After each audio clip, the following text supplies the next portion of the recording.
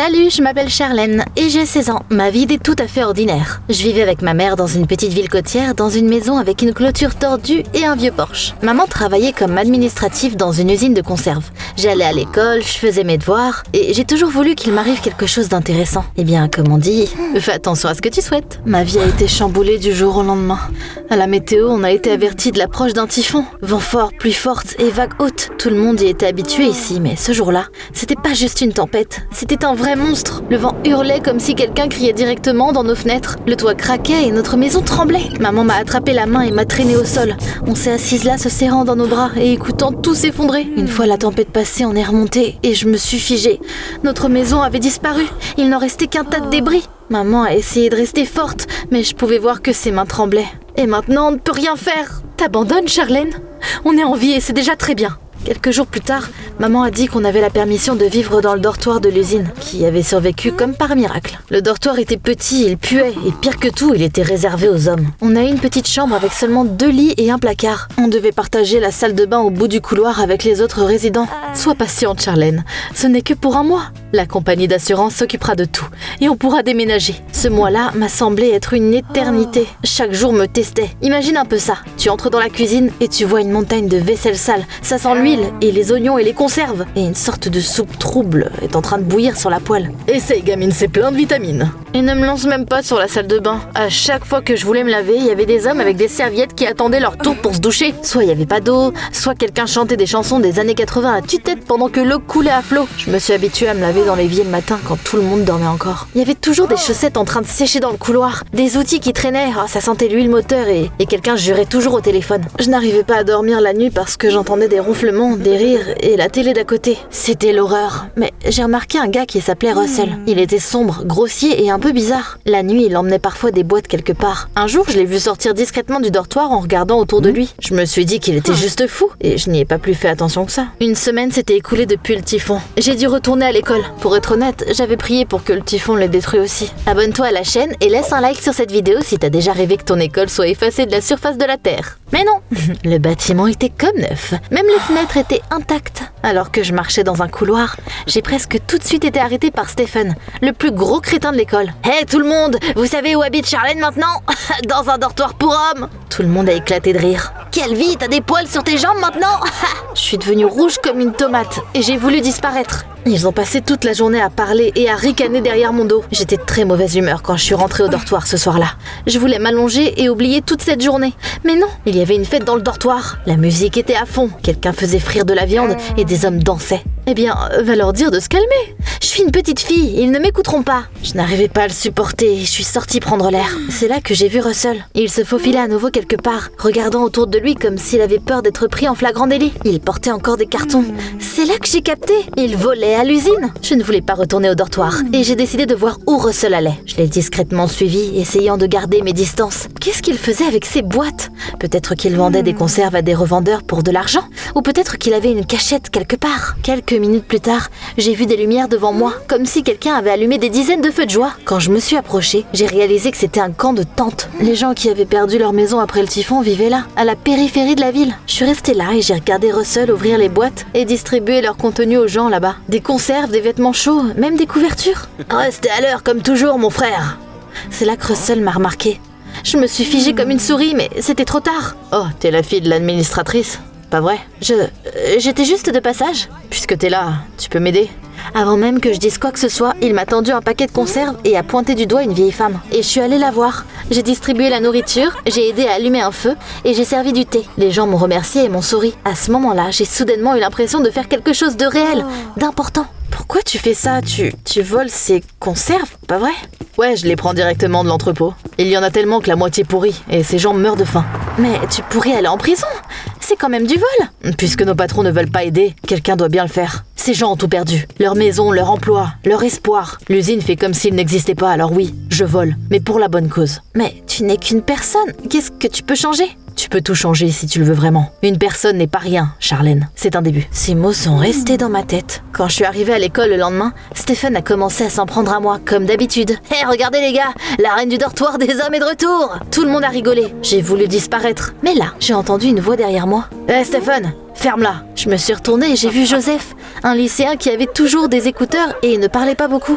Plein de gens ont perdu leur maison, et alors ? C'est censé être gênant. Il vaut mieux vivre dans un dortoir que d'être un con qui se moque du malheur des autres. La foule s'est tout de suite calmée. Stephen a marmonné quelque chose, puis il est parti. Ne leur prête pas attention. Ne laisse pas des gens comme lui s'en prendre à toi. J'ai juste hoché la tête. Mais ces mots, avec ceux de Russell, sont restés dans ma tête. Après les cours, je suis rentrée à la maison. Enfin, au dortoir. Et j'ai tout vu sous un nouveau jour. Les hommes qui vivaient là et que je n'arrivais pas à supporter avant ne me semblaient plus être des travailleurs puants. J'ai remarqué que tous les soirs, l'un d'eux appelait son fils qui faisait ses études à l'université. Cet homme économisait de l'argent pour payer les frais de scolarité de son fils. Un autre homme avait recueilli 3 chats après la tempête. Et un vieil homme, qui grommelait tout le temps, avait perdu sa femme et ne savait tout simplement plus comment vivre seul. J'ai soudainement compris que c'étaient tous des personnes qui respiraient, des personnes gentilles. Chacun d'eux a été blessé, mais ils ont tous persévéré. S'ils pouvaient y arriver, alors moi aussi. Le lendemain, j'ai pris un chiffon et je suis allée à la cuisine. J'ai nettoyé la cuisinière, essuyé les tables et lavé la vaisselle. Puis, j'ai aidé à préparer le dîner. Oh, on a un petit chef maintenant. J'ai souri, c'était agréable à entendre. Quelques jours sont passés, puis un soir, j'ai vu Russell se préparer à repartir avec des boîtes. « Attends, je viens avec toi !» Il était sur le point de dire quelque chose, mais 2 agents de sécurité sont arrivés. « Arrête-toi là, finis de jouer les héros !» Je me suis figée. Ils ont attrapé Russell et il a laissé tomber les boîtes. « Laisse-le partir, il aide des gens !» Vous savez combien de familles meurent de faim depuis la tempête ? Mais il n'écoutait pas. Un des agents de sécurité m'a repoussée. J'ai failli tomber, mais à ce moment-là, les autres employés de l'usine sont sortis du dortoir.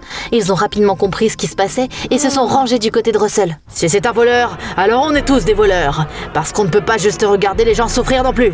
Quelqu'un a suggéré qu'on se mette en grève. Une demi-heure plus tard, une foule s'est rassemblée devant l'usine. On a mis des slogans et exigé que les propriétaires de l'usine aident les victimes. J'ai même dessiné une affiche. On ne s'est pas arrêté avant le lendemain matin. Finalement, le patron de l'usine est sorti du bâtiment. Il avait l'air en colère et fatigué. « D'accord, vous avez gagné. On fournira de la nourriture et des vêtements aux victimes. » La foule a applaudi. Russell a été libéré et il a souri en passant devant moi. Le lendemain, je suis arrivée à l'école en ayant l'impression d'avoir avalé le soleil. À la pause, je suis allée au tableau noir. Et j'ai dit à mes camarades de classe que l'usine aidait maintenant les gens qui vivaient dans des tentes et qu'ils pouvaient contribuer aussi. J'ai suggéré qu'on ramène des vêtements chauds et de la nourriture pour ceux dans le besoin. Au début, tout le monde est resté assis dans le silence. Mais ensuite, plusieurs personnes ont levé la main. Elles étaient prêtes à aider et ont dit qu'elles imprimeraient des affiches. Après les cours ce jour-là, Joseph est venu me voir. « Waouh, je pensais que t'étais une fille discrète, mais t'es une rebelle en fait. Ça te dit qu'on aille se promener après les cours ?» Je m'attendais pas à ça. Mais j'avais déjà décidé d'être courageuse quoi qu'il arrive. Pourquoi pas ? Tout ce qui s'était passé ces dernières semaines m'avait changé. Je ne me sentais plus comme la fille timide qui se plaignait toujours. Je savais que je pouvais faire une différence, même si ça n'en était qu'une petite. Ce jour-là, je suis retournée au dortoir de bonne humeur, comme si le soleil brillait juste pour moi. Quand j'ai ouvert la porte de notre petite chambre, ma mère était assise sur le lit et tenait une enveloppe dans ses mains. Ses yeux brillaient. « Charlène, on va pouvoir emménager dans une autre maison demain !»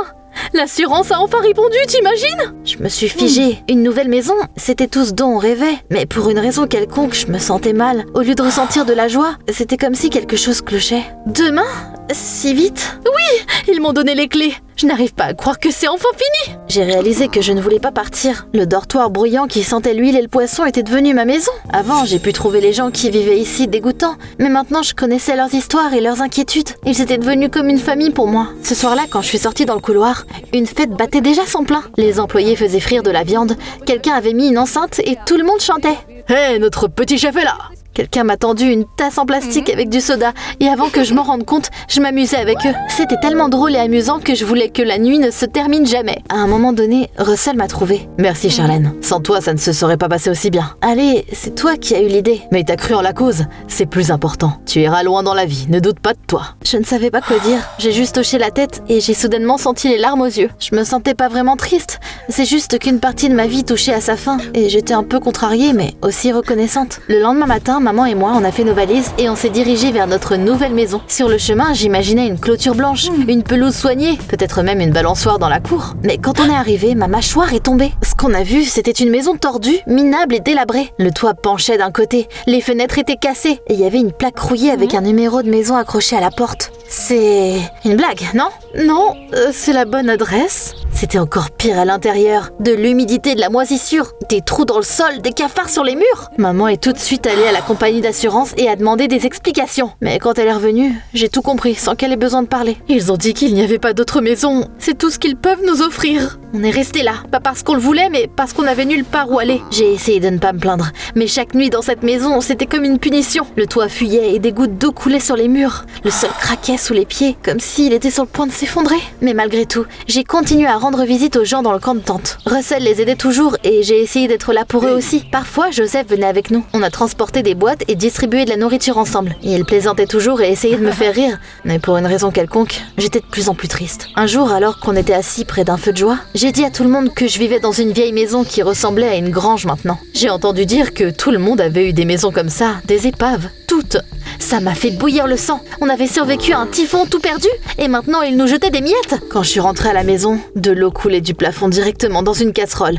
Des cafards couraient le long des murs et les lumières se sont soudainement éteintes. Maman a allumé une bougie mais elle avait l'air tellement fatiguée que j'ai eu mal au cœur. Je me suis souvenue de ce que Russell avait dit. Tu peux tout changer si tu veux vraiment. Une personne n'est pas rien, Charlène. C'est un début. J'ai réalisé que je pouvais pas juste rester là à rien faire. J'ai passé toute la nuit à dessiner une affiche. Au moment où j'ai fini, il faisait déjà clair dehors. Le lendemain matin, je suis allée à la compagnie d'assurance. Je me suis tenue devant leur bâtiment et j'ai brandi mon affiche. Mais ils ont juste fait genre que je n'existais pas. Puis, j'ai entendu des voix familières derrière moi. Je me suis retournée, j'ai vu mes camarades de classe. Charlène, t'es pas venue en cours et on s'est inquiété. Ils se sont postés à côté de moi. Quelqu'un a apporté du carton et des marqueurs. Et ils ont commencé à faire de nouvelles affiches. Puis les employés de l'usine sont arrivés. Ils sont venus me soutenir. Russell en faisait partie. Il m'a fait un signe de tête et j'ai senti que le vent tournait. Une heure plus tard, des gens du camp de tente nous ont rejoints. Une foule énorme s'est rassemblée devant le bâtiment de la compagnie d'assurance, mais personne n'en est sorti. Puis des minibus se sont arrêtés à côté de nous. Des reporters avec des caméras et des micros en sont sortis. Ils ont tout de suite commencé à nous filmer et à nous interviewer. On nous a demandé qui on était et pourquoi on était là. Ce n'est qu'à ce moment-là que les portes du bâtiment se sont enfin ouvertes et qu'un gérant en costume pâle comme neige en est sorti. L'entreprise mettra tout en œuvre pour fournir un bon logement à toutes les personnes touchées. La foule a applaudi.